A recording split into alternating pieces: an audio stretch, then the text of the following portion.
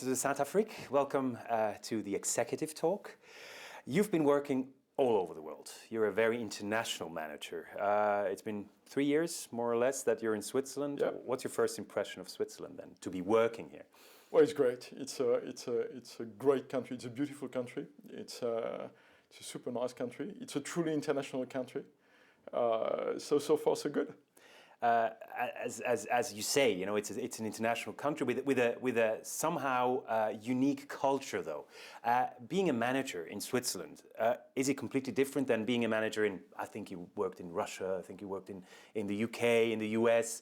Would you say there's a specific Swiss way of managing? I'm not sure about that. I mean, being a leader, being a manager is specific to the company more than it is to the Is country. it really? I think wherever you are. I mean, they are cultural things in the way you express yourself or in the way you behave, which are country dependent. But if you look at our office, I think we have 20 different nationalities. So the base is Swiss. A large number of the people are Swiss. But it's a genuine international company with a genuine international culture. Can you still be yourself? Because when I talk to leaders of big companies, international companies, it doesn't really matter where they're from. I mean, you're French, but would you say that I am still very French, or would you say I've become international because you worked for Unilever before, which is a very international company as well? I mean, have you kept something genuinely French, for example? First, you need to be yourself. I mean, you cannot lead, you cannot do things without being yourself. There is a French part of me, for sure, to start with the accent, also a few other things. But at the same time, I'm certainly a European citizen, first and foremost, and probably a citizen of the world. So it's a mix of both. I mean, when you have deep roots, it sets you free and you can do lots of other things. So I've got in some ways the two culture. I mean, a French culture by education, by upbringing, by my roots. At the same time, a fundamentally international culture. If we stay with the French culture, in French companies and French corporations, you often hear that the French style of managing is a bit more hierarchical. I mean, you have a tendency maybe to have a higher hierarchy.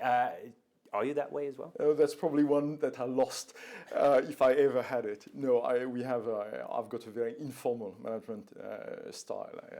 I manage by walking around.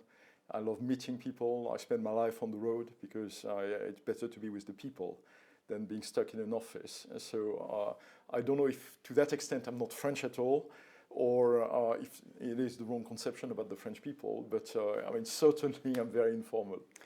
You have spent your life on the road, and you have spent parts of your life on the boat as well. You've been in the Navy, you've been in the army, the French army. Yeah. How did that influence your behavior, your style of management, your style of being a CEO maybe as well? I think it was a fantastic school of leadership. You come as a young officer, you have a couple of months of academy, you know nothing, and you're in charge. And you're in charge of people that are older than you, way more experienced than you, but the buck stops with you. So you discover plenty of things on leadership, and it's leadership in a real situation. I mean, you're at sea, on a boat, in action. So it's a fantastic school. Do you lead like an army officer as well sometimes? I don't think so, but you should ask my team. By the way, the one thing you learn certainly in the army is you empower and you delegate. You trust immensely your people. Because if you don't trust, I mean, you're just dead. Some might claim that, or might say that in business it's almost the same. You have to trust your life to the people you work for, because otherwise you might get into troubles, into problems. Is that the way you always thought leadership in businesses as well? Certainly. I mean, trust and integrity are at the core of leadership. I mean, you hire people for values, you hire people for character, and you train them for skills. So there is no, I mean, trust is the base of everything. Integrity is the base of everything. If it's not there, it's a non-starter, simply. Mm-hmm. When you trust someone, what do you look for most in people you hire and people you want to trust? Is it qualification? Is it character? Is it personal traits? You look for character, you look for integrity and values, and then you look for actually diversity. So you look for people with very, very different strengths, also different weaknesses, and you surround yourself with people with whom you totally share the values, people that you can trust, people that are obviously very good at what they are doing. I mean, you take top players, but people that you can really empower because they share the value, your values, they share the values of the company, and they are different enough to move the ball forward. Do you have a problem sometimes maybe seeing that the values of the company are different than your values? I mean, when you arrived to Callebaut 3 years ago, you took over a whole different company and a whole different maybe sets of values. Do you often feel that maybe those values aren't the ones you find important, or was it a perfect match from the beginning? It was a real match. I mean, one of the many things that attracted me to Barry Callebaut is the very, very strong values of the company. It's a company that is, because of its nature, which is at the same time a family company and a listed company, it's a company that has deeply rooted values, and those values were certainly one of the key reasons why I joined. You joined the world leader. I mean, you joined the company which, in your area, is on top. Does that make it more difficult or easier, your job? Well, I mean, there is no answer to that question. I mean, it makes it easier because you're big enough to matter, but we are at the same time we are small enough to care. And that's the beauty of our company. It's really big enough to matter and small enough to care. As a leader, you try to reinvent yourself all the time. Otherwise, you don't stay a leader. So it's that tension between the strengths you have and the humility and the appetite you keep, which makes the adventure fascinating. It sounds easy if I listen to you, but that tension, that pressure is immense. I mean, do you often feel that pressure as well? That I mean, if let's put it that way, if you fail, you have failed the leader in a way. Pressure is part of the job, and pressure is part of the daily life.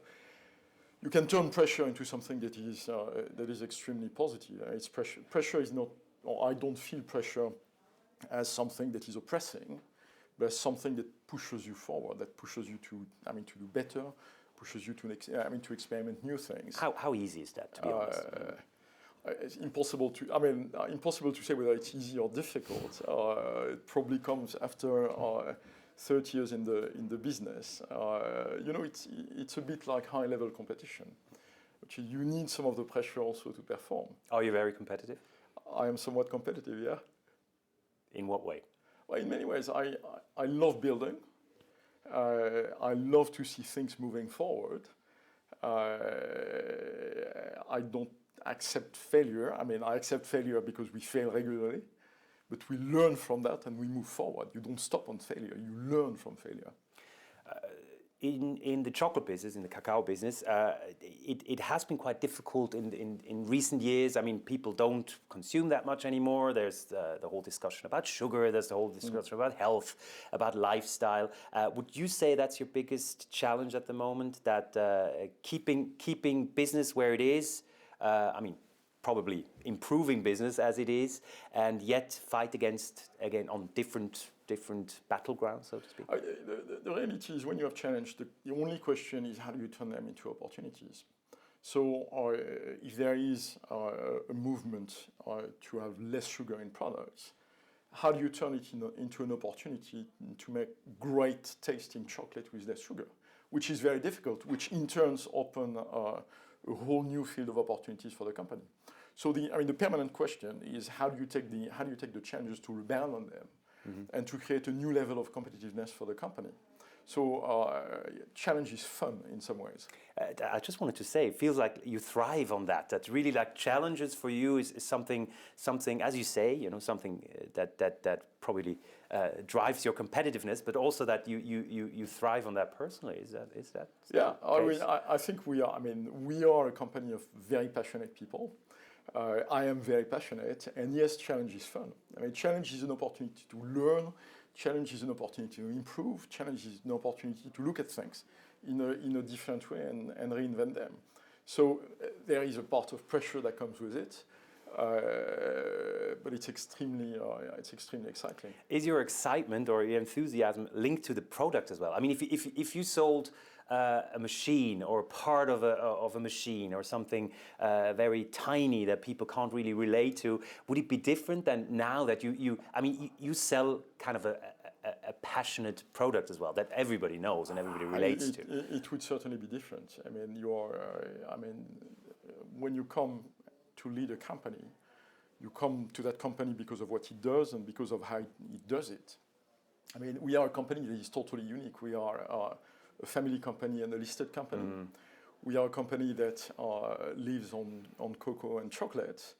And our core shareholder, as you know, is a shell for a foundation. So 50% of our dividend goes into education.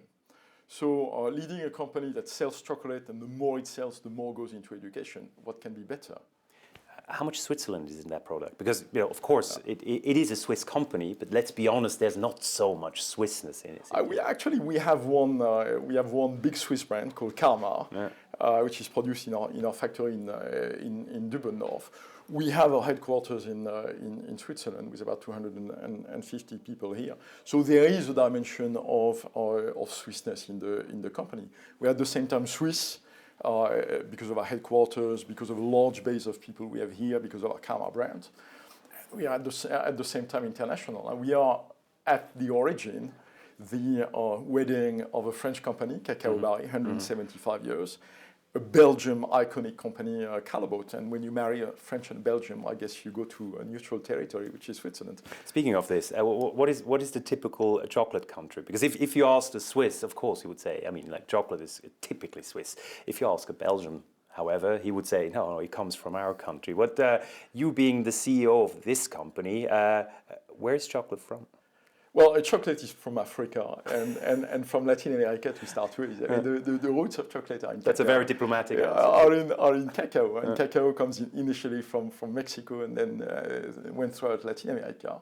And the bulk of cacao is grown in Africa. So the roots, the deep roots of cacao are in Africa. Then when it comes to chocolate, well, Swiss is certainly a fundamental country for chocolate. It's where Rodolphe Lindt invented the conch. It's where Henri Nestlé invented milk chocolate. Belgium is definitely a big country for chocolate. I mean, it's the country of gourmet chocolate. It's the country of chocolatier and confiseur. France is definitely a country for chocolate. This is where Cocoa Barry is born. It's a country of dark chocolate. But I could argue that England is a country of chocolate, with the entire story of Cadbury. Or North America, US is a country of chocolate with the entire story of Hershey's. The beauty of chocolate is it is a series of entrepreneurs with extraordinarily exciting visions. Creating, for most of them at the turn of the 19th century, between the 19th and 20th century, extraordinary stories of entrepreneurship. How difficult is it to have new visions, to have new innovative products? You just launched the Ruby chocolate, which you call yourself, it's kind of a revolution in that field. But there aren't any big innovations left in the field of chocolate, I would have said. But how important are these new products like the Ruby chocolate, for example? Ruby chocolate is a genuine innovation. It's out of ruby bean, you get a chocolate. It's natural, is it? I mean, that's something we have to say. It is the ruby bean, which gives both that color, so you have no added colorant, and a berry taste, and you have no added berry flavor to it. So it gives you a chocolate which is absolutely unique, which, by the way, is very segmenting. So some people love it, some people like it less. Speaks enormously to millennials, so young generation. We tested it in China when it did very well in China. It is a big innovation, and that's why it had so much of an impact lately. There are always opportunities to innovate in chocolate. I mean, innovation of that scale don't come that often. But you innovate in taste, you innovate in color, you innovate in texture, you find chocolate that are more heat resistant, you find chocolate that, or you create chocolate that contain more fibers and protein and still taste like chocolate. You create chocolate that are with way less sugar and still taste like chocolate. So you spend your life innovating. And how important is that for Callebaut on a professional, on an economical level? I mean, is it without innovation would you even make it? Innovation is fundamental. I mean, you need to reinvent. I mean, as a matter of principle, you need to reinvent yourself in permanence. So it is about offering new things to our customers. It is about bringing them added value.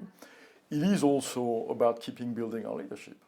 So I mean, we look in permanence at ways of reinventing ourselves. Yeah, you don't want to stand still in any industry, but certainly in chocolate. You either move forward or you move backward. I mean, there is no such thing as standing still. And innovation plays a critical role. Speaking of moving, you move a lot. You're, I think this morning you came from somewhere. After this interview, you just move again. You're constantly on the road. How do you do that personally? I mean, how do you keep up that pressure of traveling as well? Well, it's probably a combination of things. One is I love meeting people, so I mean, this compensates for the pressure of traveling. I mean, you travel to something or you travel to someone, and you go and meet new people. You share things, you build things with those people. So that is one that is helping enormously. The other thing, and we were talking earlier about roots. I've got very, very strong roots. Both from a personal standpoint and from a family standpoint. And when you have very strong roots, in some ways you travel easier because you have a place where to go back. And do you go back often enough? You've got 4 children. That's a lot of family that requires your time. Do you give them enough time? Probably not. I hope I give them quality time. I mean, the good thing in some ways is my kids are now like me. I mean, most of them are grown up. They are all over. I mean, they are all over the world.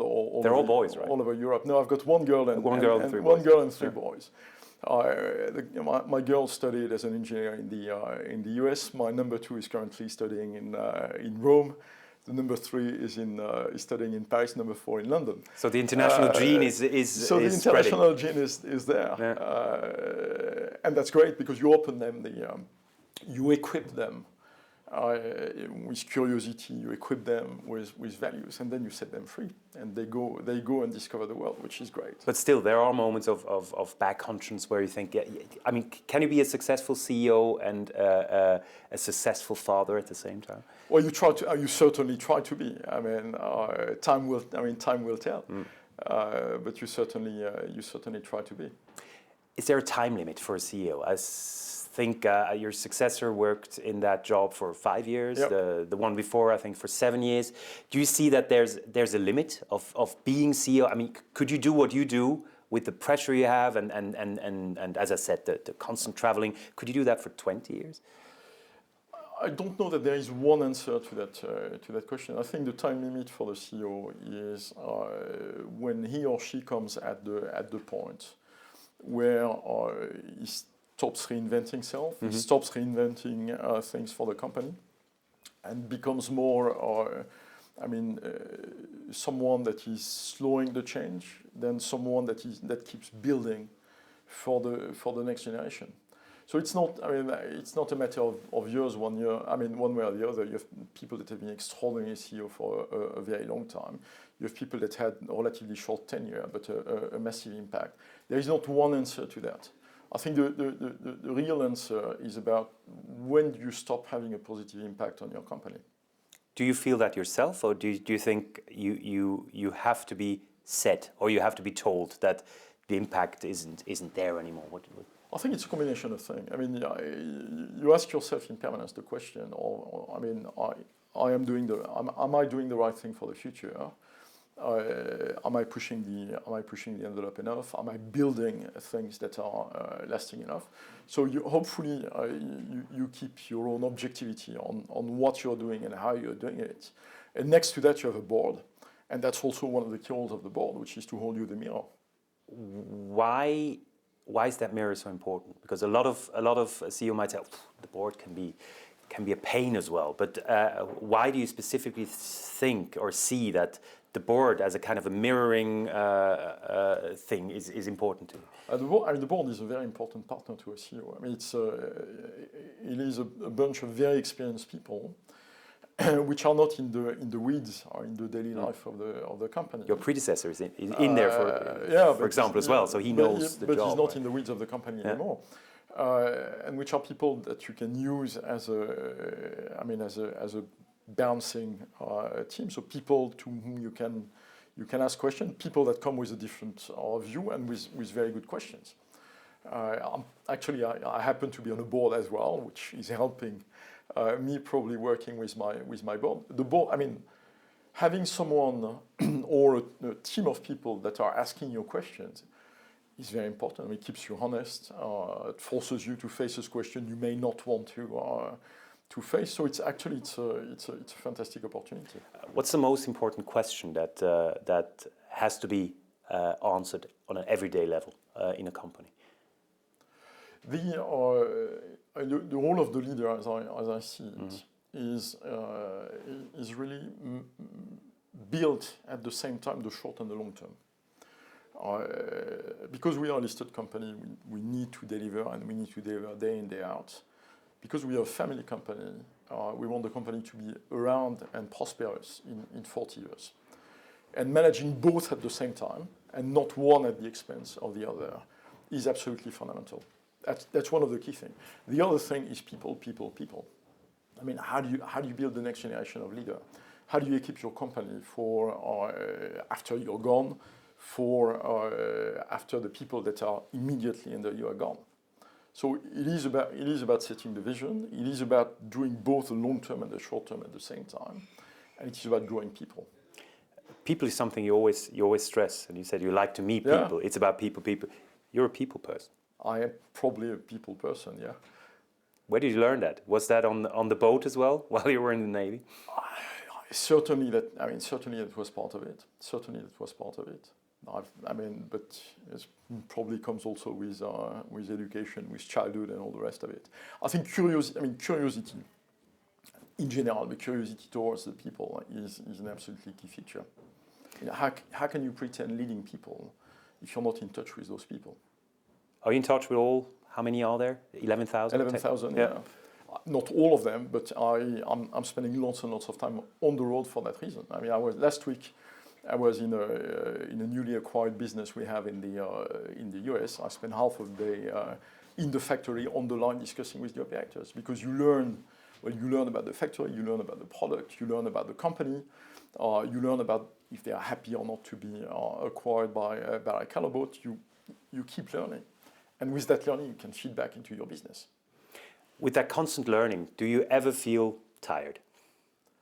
Well, when I'm traveling from Singapore to New York and back, yes. That's a physical tiredness, yes, is it? But, physical, mental tiredness, no. It goes back to passion. It goes back to curiosity.